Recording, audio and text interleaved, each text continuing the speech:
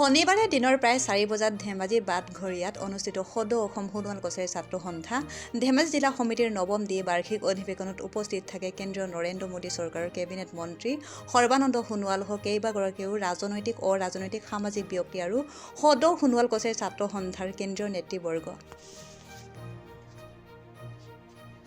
আজি এই অনুষ্ঠানত মুখপত্ৰ হুন সেকুৰা সদৌ অসম সোণোৱাল কছাৰী ছাত্ৰ সন্থা ধেমাজি জিলা সমিতিৰ নৱম দ্বিবাৰ্ষিক অধিৱেশনৰ উপলক্ষে আজি ইয়াত উন্মোচন কৰা হৈছে। মই অভিনন্দন জনাইছোঁ সম্পাদনা সমিতিৰ সমূহ কৰ্মকৰ্তাক, কাৰণ সৃষ্টিশীল মনৰ আত্মপ্ৰকাশ ঘটিব লগা হ'লে এনেধৰণৰ কৰ্মৰ যোগেদিহে সম্ভৱ।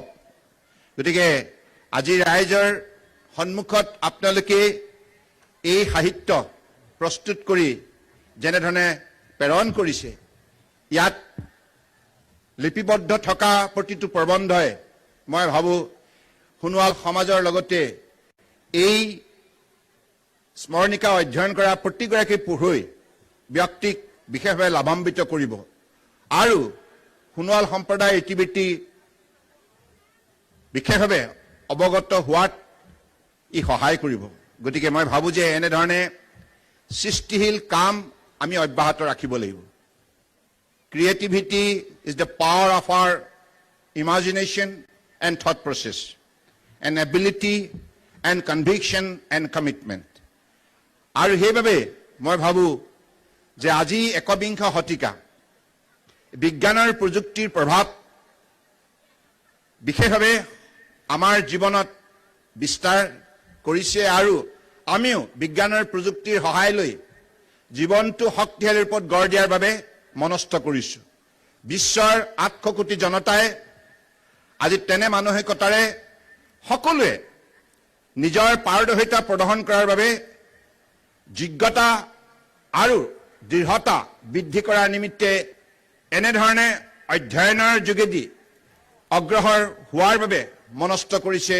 আৰু ইতিমধ্যে এই ক্ষেত্ৰত আমি সকলোৱে দেখিছোঁ যে প্ৰতিখন ৰাষ্ট্ৰই নতুন নতুন নিয়ম, নতুন নতুন নীতি, নতুন নতুন পৰিকল্পনা আৰু কাৰ্যসূচী প্ৰস্তুত কৰিছে। আজি ভাৰতবৰ্ষতো তেনেধৰণে এটা বৈপ্লৱিক পৰিৱৰ্তন আমি সকলোৱে প্ৰত্যক্ষ কৰিছোঁ। মাননীয় প্ৰধানমন্ত্ৰী নৰেন্দ্ৰ মোদী ডাঙৰীয়াৰ যোৱা 9.5 বছৰৰ বলিষ্ঠ নেতৃত্বত আপোনালোকে সকলোৱে দেখিছে কেনেধৰণে নতুন নতুন কাৰ্যসূচীৰ যোগেদি আজি ভাৰতবৰ্ষৰ প্ৰতিটো পৰ্যায়ৰ ব্যক্তিক সমাজৰ আটাইতকৈ দৰিদ্ৰজনৰ পৰা আৰম্ভ কৰি অৱস্থাপূৰ্ণ সকলোকে লগত লৈ 140 কোটি জনগণক আস্থা আৰু বিশ্বাসত লৈ এখন শক্তিশালী ৰাষ্ট্ৰ বিশ্বৰ বুকুত নিৰ্মাণ প্ৰক্ৰিয়াত যেনেধৰণে তেখেতে সফলতা অৰ্জন কৰিছে আৰু এই সফলতাই আজি প্ৰতিজন ভাৰতীয় নাগৰিকক মনোবল দিছে, আত্মবিশ্বাস জগাই তুলিছে আৰু সকলোৰে মনত এনেধৰণৰ চেতনা জাগি উঠিছে যে মই পাৰিম, মই নোৱাৰাৰ কোনো কাৰণেই থাকিব নোৱাৰে। এটা সময়ত মোৰ সেইটো ধাৰণা সৃষ্টি হোৱা নাছিল, সেই মনোবল মোৰ গঢ় লৈ উঠা নাছিল, কাৰণ সেই সময়ত মোৰ সন্মুখত মোৰ যোগ্যতা, দৃঢ়তা, দক্ষতা, নিৰ্ভীকতা থাকিলেও যাতায়াত ব্যৱস্থা নথকাৰ বাবে মই অগ্ৰসৰ হ'ব পৰা নাছিলোঁ। কিন্তু আজিৰ তাৰিখত যাতায়াতৰ যোগাযোগ, কমিউনিকেশ্যন এণ্ড কানেক্টিভিটি আজি ইমান সুন্দৰ ৰূপত গঢ় দিয়া হ'ল গোটেই ভাৰতবৰ্ষত। আমিও এইখন ধেমাজিতে দেখিছোঁ। এতিয়া একালত মানুহৰ মনত এটা ধাৰণা আছিল যে ব্ৰহ্মপুত্ৰ উত্তৰ পাৰটো সদায় পিছ পৰি থাকিব, কিন্তু আজি যাতায়াত আৰু যোগাযোগে এতিয়া ধেমাজিৰ প্ৰতিচ্ছবি পৰিৱৰ্তন কৰি পেলাইছে। ব্ৰহ্মপুত্ৰ উত্তৰ পাৰৰ প্ৰতিচ্ছবি পৰিৱৰ্তন হৈছে। দুপত দুপে উন্নতি জখলাত বগাবলৈ সক্ষম হৈছে ব্ৰহ্মপুত্ৰ উত্তৰ পাৰ, দক্ষিণ পাৰ যৌথভাৱে জয়যাত্ৰা অব্যাহত ৰাখিছে।